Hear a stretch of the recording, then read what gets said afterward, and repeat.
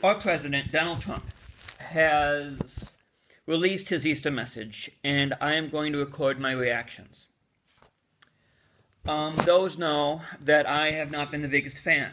I believe that he has lied from day one, and that he has lied prideful lies about the size of his inauguration. I believe that he was a sexual predator, and I believe that what he said in the box with Billy Bush should have been a disqualifier. And when he apologized for using bad words. He didn't apologize for chasing after a married woman and grabbing women's genitals. That isn't locker room talk. He was bragging about chasing after a married woman. And then, after apologizing for the language he used, attacked Bill Clinton for his sexual immorality. And I viewed that as hypocrisy. And his economic policies, I believe, serve money. And I believed he lied about voter fraud.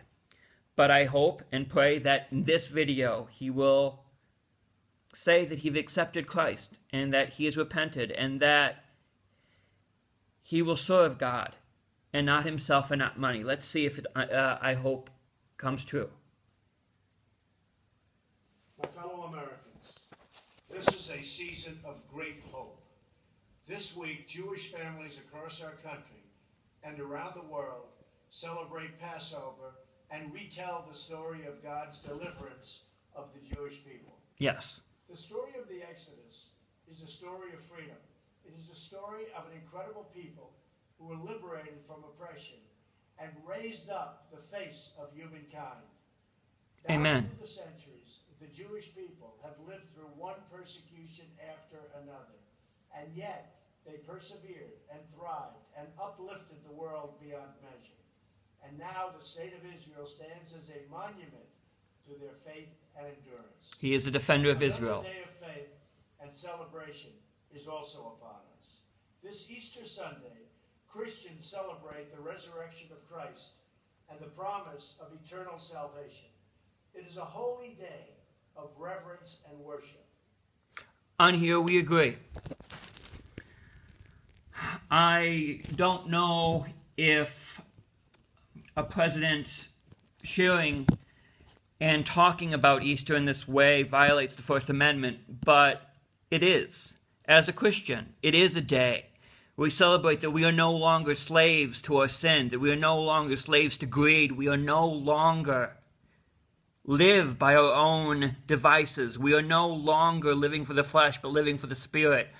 We no longer live to slander. We no longer live for war. We no longer live for greed. We live for Jesus. We live for a fellow man. I like what he's doing so far. The sacred time that fills the spirit of our nation with the faith of our people. America is a nation of believers. As families gather in houses. Yes, but we're also a nation of non-believers. We're also a nation of believers of other faiths. We're also a nation, and I hope that he gets into this, of people who claim to be believers who voted in an adulterer while condemning the wife of an adulterer for bad-mouthing her husband's victims. Let's see. Across the nation, we are grateful for the tremendous blessings of this land, our home. We have a beautiful country, an abundant countryside, and an amazing people with a truly bright and wonderful future. From the beginning, America has been a place that has cherished the freedom of worship. Yes, I agree with this as well. The freedom to worship or the freedom not to worship. And is it just me, or is he seeming kind of robotic here? This is the promise the first settlers saw in our vast continent.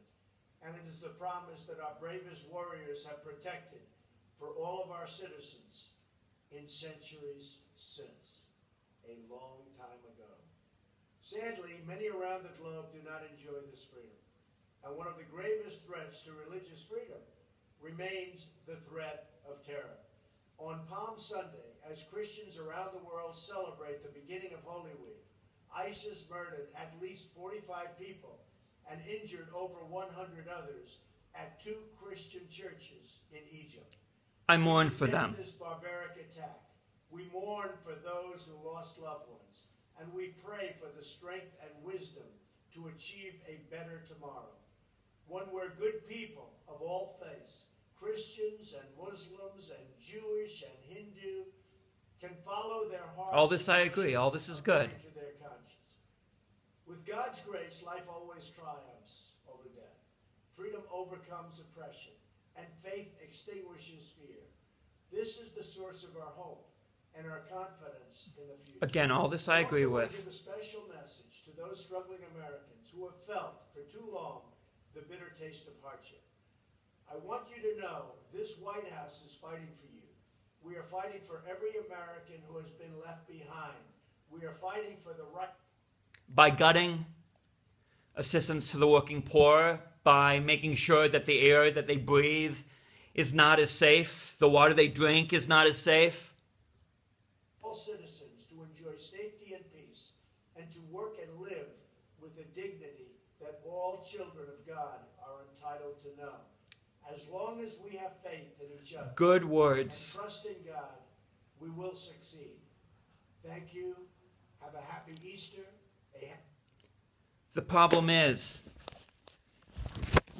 his words do not match his actions. This is a man who hasn't repented for slandering his enemies, who has not repented for accusing a Miss Universe contestant of having a sex tape. This is a man that still believes that 3 million people voted illegally. This is a man who is gutting